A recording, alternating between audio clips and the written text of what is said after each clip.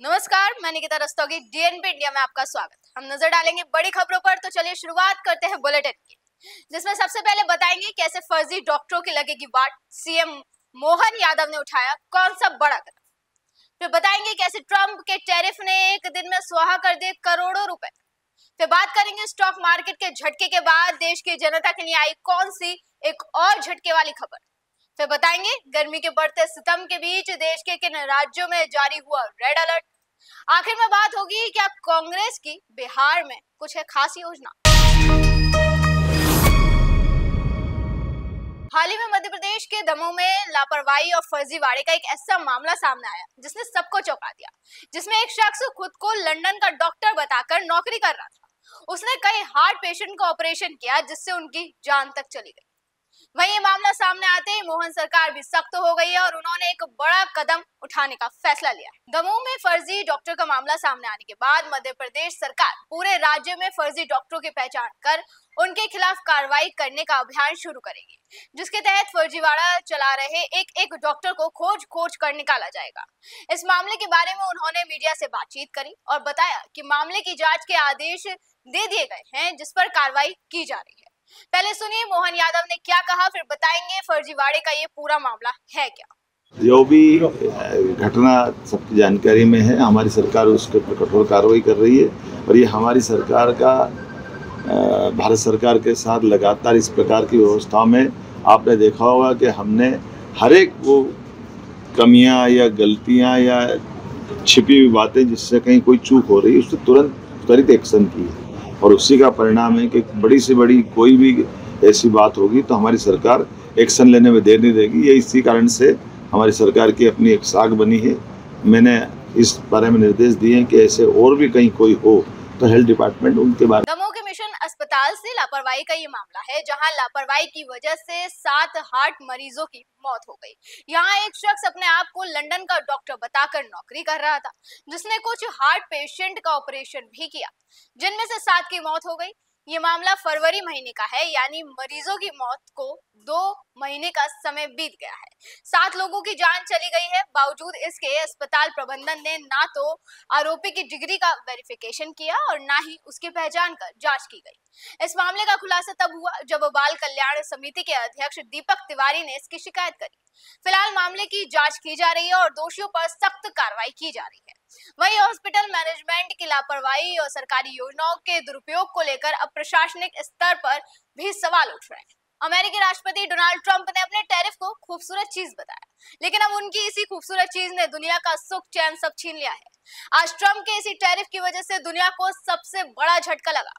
आज share market में बड़ा भूचाल आया और भारत समेत लगभग हर देश का स्टॉक मार्केट धड़ाम हो गया। आज हर देश का स्टॉक मार्केट डाउन होने की वजह डोनाल्ड ट्रंप की टैरिफ पॉलिसी है। आसान भाषा में समझे तो ट्रंप ने अमेरिका में बाहर से आने वाली चीजों पर भारी टैक्स यानी टैरिफ लगा दिया। मतलब जो सामान अमेरिका में बिकने के लिए आएगा वो अब महंगा हो जाएगा। इससे बाकी देशों को डर है कि उनकी चीजें अमेरिका में कम बिकेंगी और उनकी कंपनियों को नुकसान होगा। अमेरिका ने टैरिफ लगाया तो चीन जैसे देशों ने भी जवाब में टैरिफ बढ़ा दिए। इससे ग्लोबल ट्रेड यानी दुनिया के व्यापार में लड़ाई शुरू हो गई, जिससे सबकी अर्थव्यवस्था पर असर पड़ रहा है। जो कंपनियां अमेरिका को सामान बेचती हैं उनके शेयर गिर गए, क्योंकि अब उनका मुनाफा कम हो सकता है। और जब बाजार में अनिश्चितता बढ़ती है तो लोग डर के मारे शेयर बेचने लगते हैं, जिससे जिससे सेंसेक्स, निफ्टी, डाउ जोन्स सब डाउन हो गए। जिसका मतलब है कि अमेरिका में टैक्स बढ़ा, बाकी देशों का व्यापार प्रभावित हुआ, कंपनियों के शेयर गिरे और स्टॉक मार्केट डाउन हो गया। बीते 3 से ज्यादा दशकों को शेयर बाजार में कई ऐसे मौके आए हैं जब शेयर बाजार में बड़ी गिरावट देखने को मिली। 1992 में जब हर्षद मेहता का घोटाला सामने आया था, तब एक ही दिन में करीब 13% की गिरावट देखने को मिली थी। इसके अलावा साल 2008, 2015 और 2016 में भी गिरावट हुई थी। यही नहीं, कोविड ने भी शेयर बाजार को निगल लिया और 23 मार्च को शेयर बाजार एक ही दिन में 13% से ज्यादा टूट गया था। अब देश ये स्टॉक मार्केट वाली मार झेल ही रहा है कि इस बीच जनता के लिए एक और बड़े झटके वाली खबर आई। सरकार ने एक्साइज ड्यूटी बढ़ा दी, जिससे अब पेट्रोल डीजल के दाम बढ़ने वाले हैं। केंद्र सरकार ने पेट्रोल डीजल के दाम बढ़ाने का ऐलान कर दिया है। केंद्र सरकार की ओर से पेट्रोल डीजल पर 2 रुपए की बढ़ोतरी की गई और ये नई दरें रात 12 बजे से लागू होंगी। गौरतलब है कि अमेरिकी राष्ट्रपति डोनाल्ड ट्रंप के टैरिफ वॉर के चलते शेयर बाजार में हाहाकार मच गया। शेयर बाजार में सेंसेक्स 3000 पॉइंट से ज्यादा गिर गया था, जिस बीच सरकार ने एक आदेश जारी कर इस बात की जानकारी दी जिसका सीधा असर पेट्रोल पंप पर ग्राहकों को देखने को मिलेगा। आदेश में कहा गया है कि पेट्रोल पर एक्साइज ड्यूटी बढ़ाकर 13 रुपए प्रति लीटर और डीजल पर 10 रुपए प्रति लीटर कर दिया गया है। हालांकि इस आदेश में ये नहीं बताया गया कि उत्पाद शुल्क में वृद्धि का पेट्रोल और डीजल की खुदरा कीमतों पर किस तरह का असर देखने को मिलेगा। गौरतलब है कि 2014 में पेट्रोल पर एक्साइज ड्यूटी 9.48 रुपए प्रति लीटर और डीजल पर 3.56 रुपए प्रति लीटर थी, जिसके बाद इसे कई बार बढ़ाया भी गया। यही नहीं, पेट्रोल डीजल के साथ गैस सिलेंडर के दाम भी बढ़ गए हैं।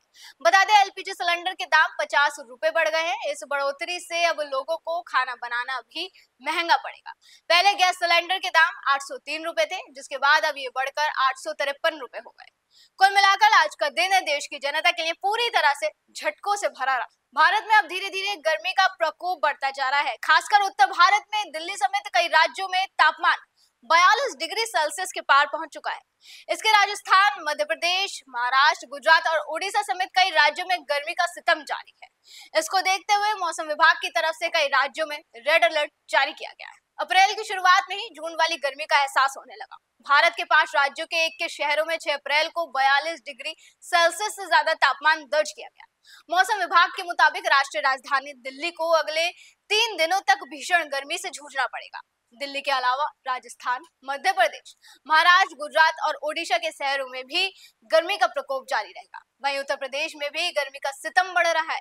यहाँ तेज धूप के कारण लोगों का घर से बाहर निकलना मुश्किल हो रहा है। प्रदेश में कई जिलों का अधिकतम तापमान 40 डिग्री तक पहुंच गया है। आने वाले दिनों में लू चलने की संभावना जताई जा रही है, जिसको देखते हुए मौसम विभाग ने भी चेतावनी दी है कि आने वाले दिनों में तापमान और बढ़ सकता है। तापमान 42 डिग्री से 44 डिग्री के बीच बना रहेगा, जिससे लोगों को अधिक गर्मी का सामना करना पड़ेगा।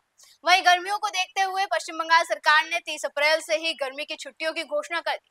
डॉक्टर्स की सलाह की बात करें तो डॉक्टर्स ने डिहाइड्रेशन की वजह से हर दिन 4 से 5 लीटर पानी पीने की सलाह दी है, जिससे स्वास्थ्य संबंधी समस्याएं होने का खतरा कम होगा। लोकसभा चुनाव के बाद बीते 18 जनवरी को पहली बार राहुल गांधी बिहार आए। राहुल गांधी को लेकर बहुत हलचल भी मची। फिर वो 5 फरवरी को बिहार पहुंचे, जिसके बाद अब कांग्रेस ने जब कन्हैया कुमार के नेतृत्व में नौकरी दो पलायन रोको यात्रा प्लान बनाया, तो 4 महीने में तीसरी बार राहुल गांधी फिर बिहार दौरे पर आए, तो इस पर सियासत शुरू हो गई। सवाल पूछे जाने लगे कि क्या कांग्रेस कुछ बिहार में खास योजना बना रही है। बिहार में अपने अस्तित्व को बचाने और बढ़ाने के लिए जूझ रही कांग्रेस बिहार विधानसभा का चुनाव कांग्रेस के लिए महत्वपूर्ण है। पिछले 3 दशकों से कांग्रेस लालू प्रसाद यादव के साए में रहते हुए बिहार की राजनीति करती आ रही है, लेकिन इस बार कांग्रेस पहली बार ये प्रयास कर रही है कि उसका संगठन मजबूत हो। यही कारण है कि कृष्णा अलावारू जैसे युवा नेता को बिहार का प्रभारी बनाया गया। राजनीति के जानकार आने वाले समय में कन्हैया कुमार की बिहार में अहम भूमिका देख रहे हैं। वहीं युवा कांग्रेस के कृष्ण अलावारू को बिहार कांग्रेस का प्रभारी बनाया जाना भी राहुल गांधी की इसी रणनीति का हिस्सा है। कन्हैया कुमार को आगे करना और राहुल गांधी का बार बार बिहार आना संदेश साफ है कि बिहार में कांग्रेस युवाओं को अब प्राथमिकता देगी और दूसरी तरफ कांग्रेस अपने संगठन को भी मजबूत कर लेगी, ताकि बिहार की राजनीति में फिर कांग्रेस अपने पुराने रंग में आ सके, जो प्रदेश की पूरी राजनीति कांग्रेस के इर्द गिर्द घूमती थी। हालांकि बीजेपी की बात करें तो पार्टी का कहना है कि उनके इस दौरे से बिहार चुनाव में कोई असर नहीं पड़ने वाला। बीजेपी के फायरब्रांड नेता गिरिराज सिंह का कहना है कि राहुल गांधी सिर्फ भ्रम और झूठ फैलाने आते हैं और बिहार में अब नीतीश कुमार और नरेंद्र मोदी की सरकार है। उनका ये बयान सुन। पहले अपना पलायन तो बचा लें कि कभी यूपी से केरल, केरल से यूपी, बिहार में उनके आने से कोई असर नहीं पड़ने वाला है। बिहार में वो आवे, घूमे, भरम फैलावे। नीतीश कुमार और मोदी की सरकार है। 2005 के पहले का बिहार, 2005 के बाद के बिहार में देखें, यहाँ इंफ्रास्ट्रक्चर, यहाँ सड़क बना है, रोड बना है, गंगा पर पुल बना है, रोजगार मिला है। 8 लाख लोगों को सरकारी नौकरी नीतीश कुमार ने दी है, आगे भी 4 लाख देने वाले हैं। जहां वो जा रहे हैं बेगूसराय में, कल भी मैं कहा, आज भी कह रहा हूं उनके पिताजी 85 में कह के गए थे कि पेट्रोकेमिकल्स बनाएंगे। 2 बार एमपी बने, कभी नहीं बनाए। और मोदी सरकार 25,000 करोड़ लगा करके वहाँ रिफाइनरी को बनाए, पेट्रोकेमिकल सब बन रहा है, फर्टिलाइजर बन रहा है, 17 गो पुल बना है। वो क्या देखने जाएंगे? आए, घूमे, जाएं, नौटंकी करें, भरम फैलाएं। उनको भगवा रंग से नफरत है, इसीलिए वो सफेद रंग चुने हैं। मूस मोटैया लोड हुई है उनकी। ऐसी तमाम बड़ी खबरों पर हमारी बनी रहेगी नजर। आप देखते रहें DN पे इंडिया, हर खबर भरोसे के साथ।